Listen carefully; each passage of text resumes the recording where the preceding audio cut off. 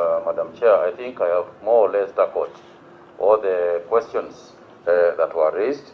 The only other addition I would like to add to what the PS said is that we have also proposed to the schools that each school identify some 2 people, possibly teachers, who can also be schooled a little bit as community workers, so that they can be able to respond quickly to situations that arise in the school. Because you'll agree with me that given the number of schools that there are in the country, it is very, very difficult to have community health workers go to every school. But it is possible for us to train, particularly because it's online training, for us to train teachers in schools to be part of the response.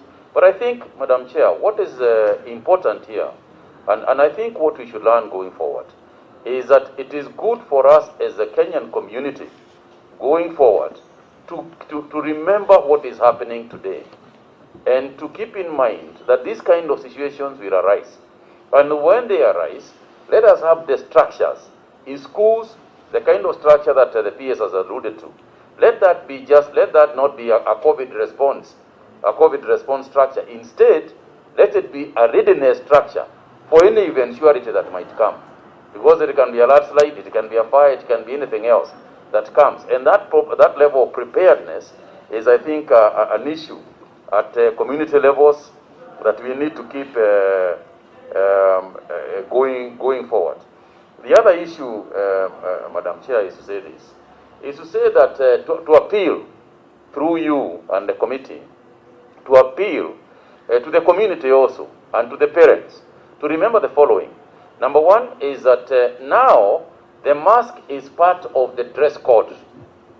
When you are buying school uniform, you buy a school uniform that has got shoes, socks, shorts, shirt, and a mask.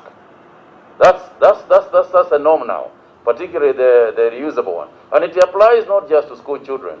It also applies to us, that going forward, in fact, when we go to buy shirts, we would like to see a shirt hung together with a mask, so that you remember clearly. When you are buying a shirt, buy a mask. So it is important for it to have the behavior, the change of behavior. It's a behavioral change that the community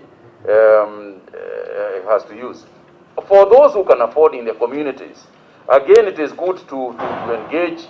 When you are living in a community, it is always good to engage. And I want to thank, through you again, Madam Chair, the institutions that have been extremely helpful. And talking about the fund, I would also like to appeal to the fund. Perhaps they can support the Ministry of Education for those children who cannot afford it.